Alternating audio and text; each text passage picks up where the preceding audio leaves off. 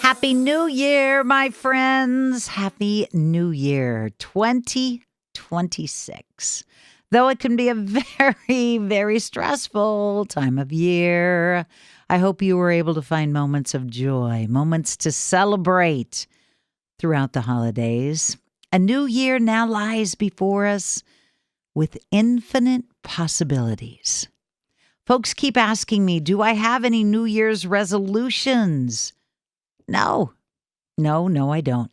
Nothing more than to keep on doing everything that works and work on letting go of the things that don't work. Life is too much already without piling on a bunch of self-inflicted expectations that just hurt my feelings when I break them. When you make New Year's resolutions like, I'm giving this up, or I'm never going to do this again, for me, that just sets me up for failure. Does this mean I'm opposed to self-improvement? Also, no. But I am against making a list in the darkest, bleakest season of the year when it's dark in the morning when we get up and dark when the kids get home from school. I'm not going to make a list of things that I promise myself I'm going to do and then ultimately break them and feel bad about it. My philosophy is more along the line of, if you don't like something in your life, change it. Stop complaining about it and change it. Those kind of realizations can come to you at any time during the year. No need to browbeat yourself into thinking them up when you're already stressed out about packing away the Christmas decorations, taking down the lights, getting the kids back in the school routine again. Speaking of stress and anxiety and making healthy choices, I've got a podcast guest that is an expert at letting all that stuff go. Michelle Maros is a mindfulness expert and a podcast co-host. Life Happens with Barb and Michelle is the name of her podcast. She does it alongside her mother, Barb. They offer weekly guidance and stories focused on intentional living. She's also the co-founder of Peaceful Mind, Peaceful Life. That's a nonprofit supporting over 170 million people worldwide in their wellness journeys. Her debut book, Dear Friend, began as an unsent breakup letter and grew into a daily guide for grounding, resilience, and reflection. Dear Friend was my November book club pick, and I couldn't think of a better way to kick off the new year than inviting Michelle aboard to talk about some proven strategies for a more grounded existence. Dear Friend is a collection of 365 short, heartfelt daily notes that act as a gentle companion through life's highs and lows.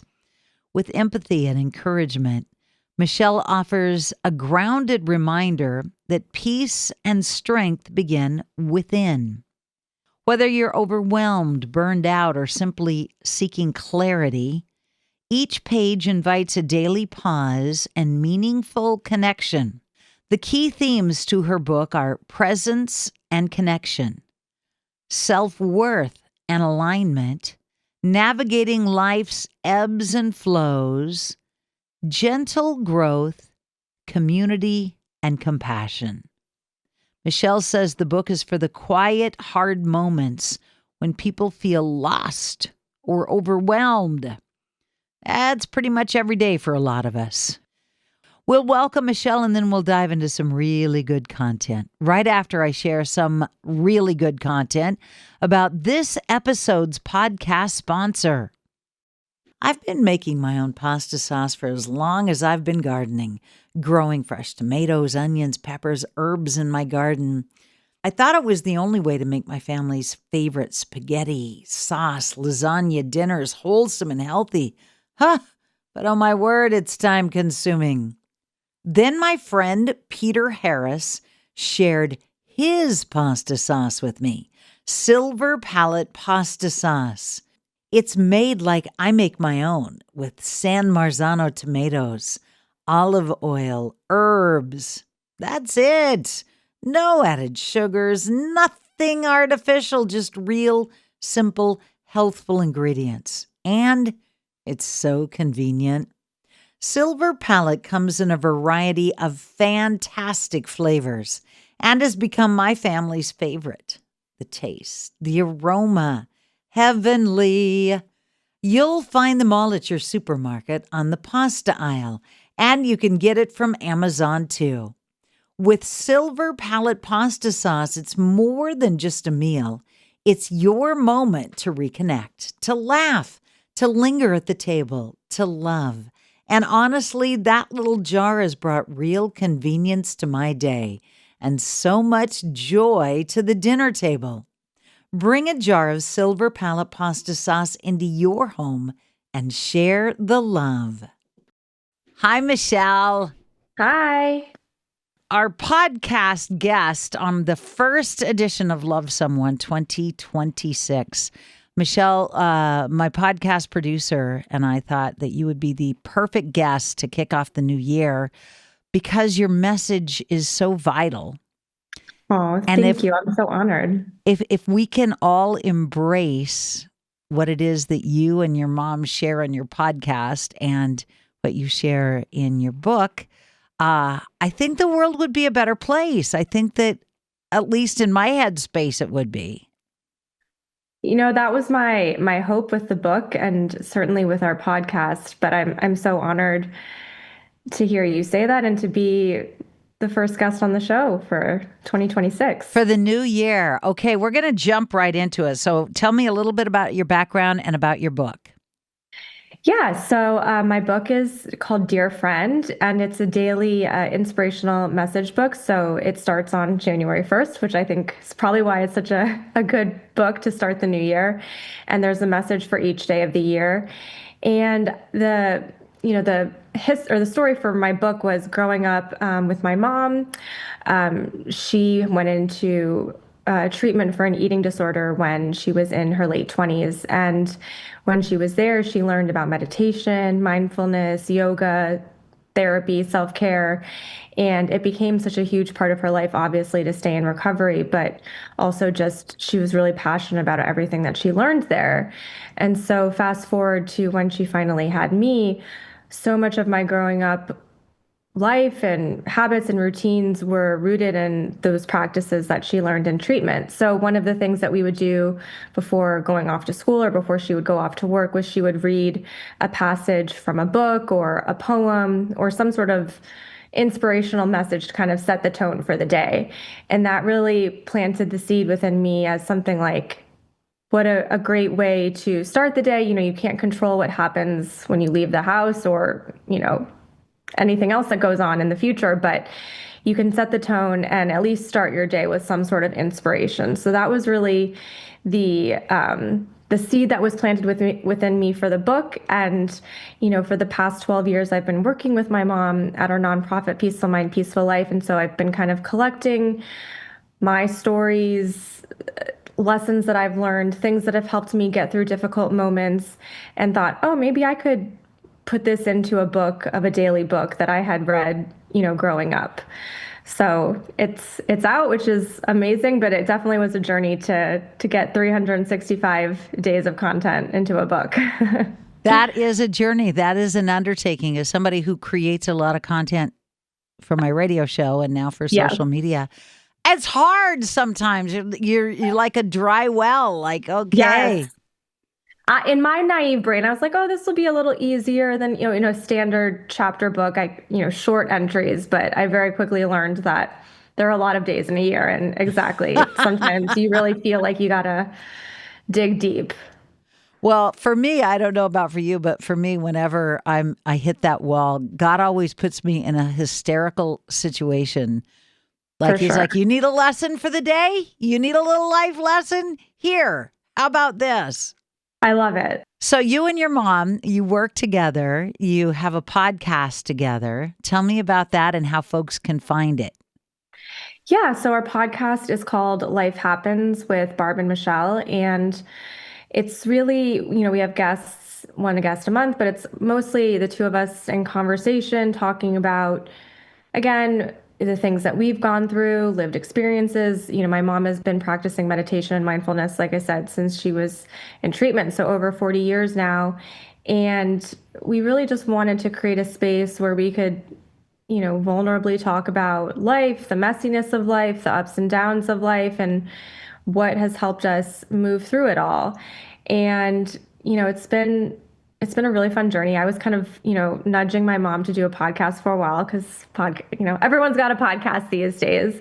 And I'm so glad that we finally have it because it's been a really neat and unique experience to kind of have this with her now in adulthood for me and, sharing these conversations with her. So, can I ask, when you were a teenager, like 15, 16, 17, was your mom your best friend, or did she get on your last nerve? Oh, she got on my last nerve. And that's one of the questions we get. One of the most common questions we get is, you seem to have such a great relationship now. Maybe I have a teen daughter. How can I, create that for myself? Or, you seem to have it all figured out. And I'm always like, we're good. We've worked really hard at our relationship, but we're not perfect at all. And she definitely, definitely gets under my skin, even now. But definitely when I was a teen, we butted heads. But I think that that's normal. I think we all have those moments with a parent or a close family member. And I think what I've learned in our relationship, but in general, is just, it's not personal. I mean, it might feel personal, but it's just those growing pains of mother-daughter that. How much of your personality, Michelle, is the apple not falling far from the tree? You know, Growing up, I always thought I was more like my dad.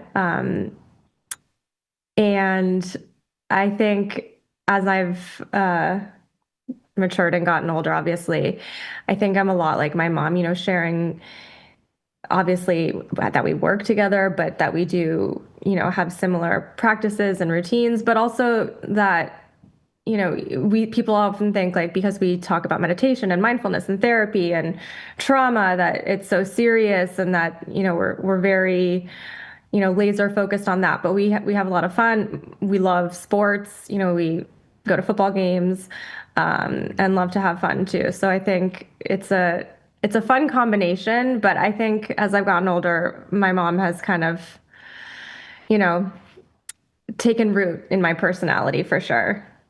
Sounds like she's become one of your best friends as well. For sure. Definitely. And I've had a lot of reflection lately as I've gotten older, and now that I'm an adult and I can have adult conversations with her, it is interesting to think about us, not necessarily being totally on even playing fields because she is my mom, but that we can kind of approach life from a side by side standpoint and think of her as a friend and obviously a role model and a colleague. But it's an interesting new chapter to be in this spot as an adult now. So, a couple of things I want to touch upon, because I think this was a revelation for me a couple of years ago. The difference between being nice and being kind. Yeah. Like I don't want to be known as a nice person. I'm not nice. Yep. I'm not, but I do want to practice kindness every day of my life in every situation. So talk about Yes. that, how we can transition, I guess, from simply being nice or trying to be nice or putting forward an image of being nice to true kindness. Yeah, I resonate with that a lot. And I wrote about that a lot in the book, because as someone who identifies as a recovering people pleaser and thinking for most of my life that I could make every person like me, which sounds so crazy to even say that, but that was some sort of notable goal to be like, I'm going to be the most liked person, or why wouldn't everybody like me? And so what do I have to do to get there? I'm going to be nice to everyone, which, I think growing up, we hear that a virtue to live by, which of course is good. But when I started to dissect what being nice really looked like for me, it was people pleasing. It was kind of, bending some of my values or boundaries or things that were important to me in order to appease others or putting myself out to, make everybody else happy. And as I kind of reflected further, niceness started to feel inauthentic and shallow because it was just, a blanket action to appease people rather than really rooted in care and empathy and compassion. And that's where I think there's that difference between niceness and kindness, where kindness, takes thoughtfulness and intention and what can I do to help someone else and what action does that take? And that's where I think we can act in kindness. But niceness for me always ended up with me feeling overwhelmed or burned out or confused or, just feeling like it was almost a manipulation to some It, degree too, trying to I'm make everyone like me. I'm glad you said that because when I'm being nice, 90% of the times I am manipulating. I am manipulating your opinion of me. Yeah. I'm not really letting you know who I am or what the hell I'm really thinking. I am Yeah. manipulating an image just like I do, with social media when put fake eyelashes on. You're manipulating an image so that people will like you.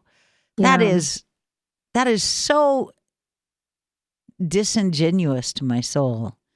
And yet And I it do it. and it just is it's surface level. Like what's underneath of what are the caring acts that come from you that are thoughtful and unique to you and intentional. And yeah, it's interesting to dissect that. But manipulation for sure.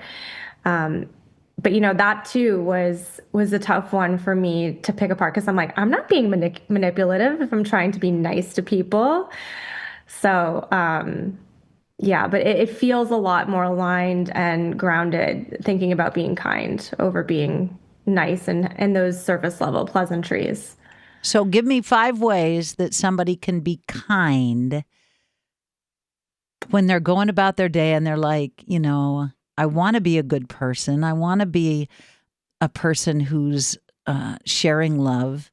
Give me a couple of practical ways that we can be kind and truly invest in those around us instead of just being nice.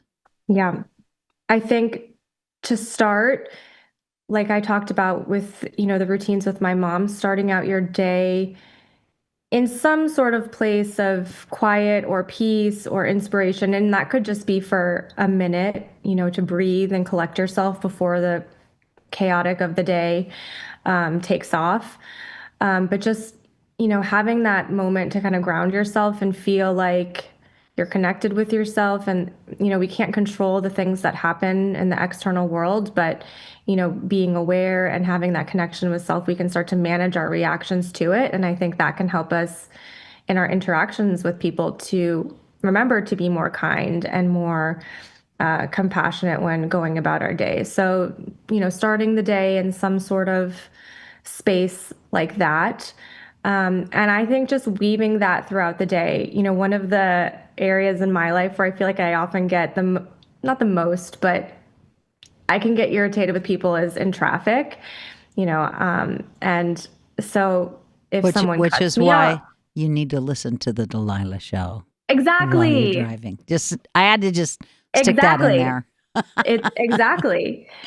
Um, but people cut you off or they're on their phones and they don't go when the light turns green. And, it's our first instinct to get so angry. But I like to just, before taking an action, when I'm in a reaction, take a deep breath and just, think about what I'm doing rather than just always being on, the offense with people. And I think too, just knowing that we never know what is happening for other people and other people's lives. And we're often so quick to write stories about, oh, that person's a jerk because they cut me off, or they didn't take their shopping cart back and they left it in the parking lot. They must be so inconsiderate. But writing stories about people assuming the worst of them just kind of amps us up and doesn't breed that kindness that we're talking about. So I think just rather than writing and assuming the worst things about people, start to just offer that kindness and compassion, knowing that we don't know what's going on in other people's lives. And, life is hard. And so just being present in the present moment and thinking about how can I make someone maybe feel comfortable in my presence? Can I offer, a smile or open the door for someone, which sounds so cheesy and cliche, but I think these days like that does really seem to matter because so often I feel like I'm out in public and people just feel so tense and on edge. And I often just think if there's a way that I can ease that or lessen that a little bit, certainly that has to help. But I think, all of that to say it does start from within of connecting with yourself and having that intention to live that way. And, just being present moment to moment to think about how you're participating in each action. So I wanted to interrupt you, but I was trying to be polite. You can interrupt me. When you were talking about traffic, I learned a trick years ago that has completely changed my time in traffic.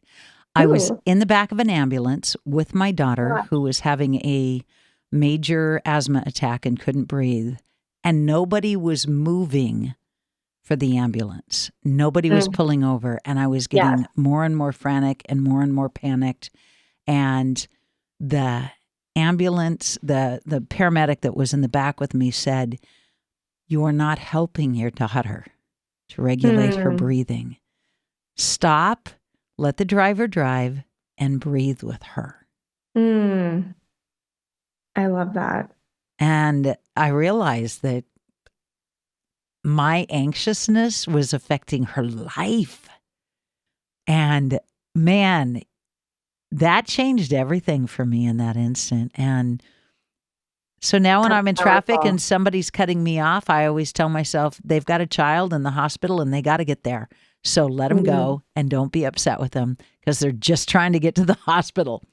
I, Exactly. When I said the shopping cart example, my mom, her mom was dying, and she had to run to the grocery store to pick something up or something, but she felt super rushed and she needed to make it back to be with her mom.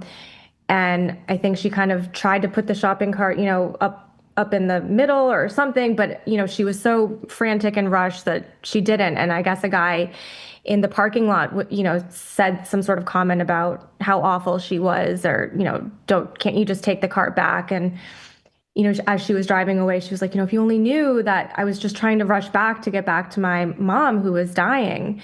And she said that was, very similar to your moment, that changed everything for her, where you don't know. you got to And show grace. You got to yeah, show grace.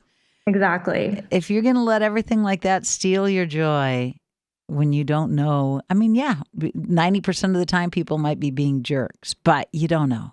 You don't know. And ultimately, it doesn't matter because No, you can because just go why on give with your them, day. yeah, and why give somebody else permission to ruin your day? Exactly. So much power over your life and your mental well-being. The minute I saw the notes, Michelle, from your publisher, and I saw Halt, I said, hungry, angry, lonely, tired, which told You me, know it. oh, yeah. Oh, yeah. I said, oh my gosh, they're in the 12-step program. They've been to meetings. They've been Yes. in the same rooms I've been in for 40 years now. And it was just Yep. that one phrase Yep. that your publicist sent Yep. that My keyed, mom, from her, experience in treatment and, 12 steps, um, growing up, halt was something because, it was always likely if there was something challenging happening that we were hungry, angry, lonely, or tired. And if you could just take that space to identify what the feeling was and what potentially small action you could take to maybe mitigate that. But then we kind of also made it fun, she'll be like, "Are you halty?" And I'll be like, "Shut up." But I'm like, "Yeah, I'm hungry. Can we just take a minute before we, go record this podcast?" Or, actually, I need to take a nap. But it really became this, not a game, but just an exit point of if there was ever any tension or challenge, we could have a way to just take a break and say, wait, what's happening here? And it really does work. And it also ties back into that having that connection with yourself of what's going on with me and like, what do I really need in this moment to help me? Maybe I do need to just go, take a couple minutes to breathe or get a snack, and it doesn't have to spiral into something else super major. All right, give us some steps if I'm having a stress spiral, if everything's going wrong, if I'm grumpy because of traffic and the school called and I got to go pick up my son again for the third time in a week and blah blah blah. Give me a couple of tips here to stop that downward horrible spiral that my brain Yeah. goes in. So, thinking about the mind and the thoughts that we think, there was a study that was done at UCLA that we think about 80,000 thoughts a day. And then of those 80,000, it was something like 80% of them are repetitive. And of the repetitive thoughts, like 90% of those repetitive thoughts are negative or thoughts that you had before. And so thinking about that just from a math standpoint, that's like so many thoughts that we think on a daily basis that are repetitive and negative and, not helpful for us moving throughout the day. And it's no wonder that we're stressed and overwhelmed and burned out just from that stat alone. And so when I think about stress, and how we can start to, you know, have a better relationship with it, I often think about the thoughts in the mind and what am I thinking moment to moment that's either making this situation better or is it making the situation worse? And I know it can be a little cheesy and it's been talked about before, but that's why I love, to bring in affirmations when I find myself really spiraling or feeling super overwhelmed, because it's like that way to intercept the thoughts that you're thinking or the thought pattern that you're really diving into and spiraling into, and to break it up and to think something positive or to, redirect your mind. But how do you do that when your mind is spiraling? How do You know, you personally stop yourself and go, okay, halt? yeah. It's a practice, and that's why sometimes, everything, meditation, journaling, mindfulness, affirmations, they're beautiful in theory, but they're a practice. So it's like we have to do them, and it's also not always easy all the time. And so I think if you can start to, remember one time in a stressful moment to maybe say, take a breath and you know what, all is well in this moment. And, build that muscle of intercepting those thoughts. It doesn't get easier over time, but it becomes more second nature. But obviously, we're not perfect. But my therapist had said this to me when I was in high school going through a difficult time, and I was really, really spiraling. 15, 16 years old, thinking this is the worst thing that's ever happened to me. I was going through a friendship breakup. That is the And worst thing that happens to you at 15 or 16, by the it way. is. It's rough. But she said, to think of your thoughts that you're thinking like grooves in the brain. And the more that you engage, a certain thought pattern, and for me in that moment was nobody likes me and I'm never going to have a friend again. You're deepening that groove, and it's easier to stay in that groove because the groove gets deeper. And in, I guess, science terms, that's like a neural pathway. And she said to me that if you can have the space to think about the fact that you're thinking that thought pattern and consciously shift it to then create a new thought with a different thought pattern and create a new fresh groove in the brain, that can really help you in your experiences. And just having that visual that I was constantly reinforcing that deep groove in my brain that was contributing to my suffering, and that maybe if I thought something a little bit differently or disengaged from that and changed my perspective, that could help me. That really changed so much for me as far as understanding my mind. And so it sounds simple, but I know that it's not easy, because when we're in those moments, the last thing we want to say to ourselves is, okay, stop, and what do I want to say to myself and what will help me here? But that's why it's a practice. And if you can start to become maybe playful or fun or creative with what you can say to talk back to your stress or talk back to those thoughts that pop up when you're going through a difficult time or having a conflict with your friend or family or loved one, and just say, that's not true. And you are lovable. And this doesn't mean that you won't have friends again, or, just because this situation didn't end up like you wanted to, doesn't mean that you won't ever have opportunities or you're not a failure. Just anything to talk back to those negative thoughts, those, you know, thousands and thousands of thoughts we think, I think can really help us to not only feel better about ourselves but feel better about the life that we're living and how we're, operating in this world. I have a wonderful technique that works for me. I call my best friend Janie Hmm. because she can make me laugh no matter what the circumstance. We have very dark humor. I love it. I Or do think laughter too is the best medicine. if I can just find humor in a situation, We're golden. it no longer has power over me. There's an author that I really love that's one of my mom's friends named James Finley, and he says, take the life that you're living seriously, but don't take yourself so seriously. And I feel like that is the perfect, when I feel like I'm getting so worked up about something, I'm like, it's not that serious. Just be cool. Yep. Laugh about it. Spending time with us today is the lovely Michelle Maros, who is sharing tips on navigating the stresses of the world and retaining one's peace while doing so. We'll get back to the conversation after this word about a podcast sponsor that is also quite wonderful. Before I sit down at the microphone each evening to start my radio show, I take a moment for me, and I brew up a cup of Bigelow tea. Their original blend constant comment with the perfect mix of citrus and spice is everything nice. It warms from the inside out and gives me a delightful little lift before taking your calls. Bigelow Tea has so many delightful black, green, and herbal offerings. I've so enjoyed their herbal whispering wildflowers blend of lavender, rose, and passion flower with just a hint of sweetness. It brings spring to me no matter the season. Another one I've come to rely on is one of their Bigelow Benefit blends, Throat Defense. The caffeine-free mixture of ginger, honey, lemon, and other natural flavors soothes and comforts my tired vocal cords and puts me in tip-top shape for hours of radio time.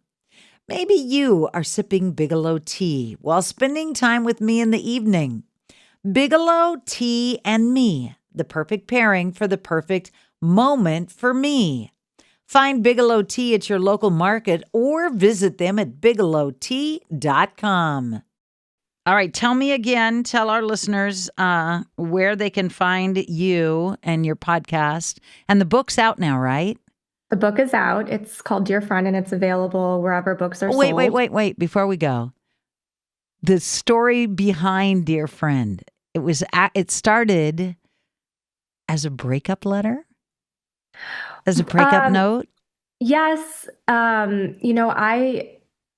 I've gone through a few difficult breakups, but one in particular that was pretty tough. And I've always been a pretty avid journaler, and writing to myself and reminding myself what's true about myself and my life and life in general really helped me to process that difficult time, but then, subsequent challenges throughout my life. And so as I started to write the book, I thought that I liked the idea of these being notes.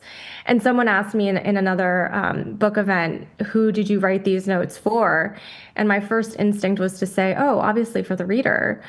But then I kind of stopped and remembered that, yes, of course, the reader, but the first pass or the first iteration of this book was certainly notes to myself of, recalling things that I've been through and lessons that I've learned or challenges that I've faced and what helped me to get through it. So yeah, the first pass of Dear Friend, is an ode to the difficult people in my life and the difficult experiences I've been through.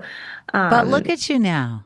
Look at you Yeah, I'm now. grateful. We don't know what we don't know, and life constantly is giving us opportunities to learn and expand and broaden our horizons. And if thinking back on everything that I've written about, if that hadn't happened, life would be so boring.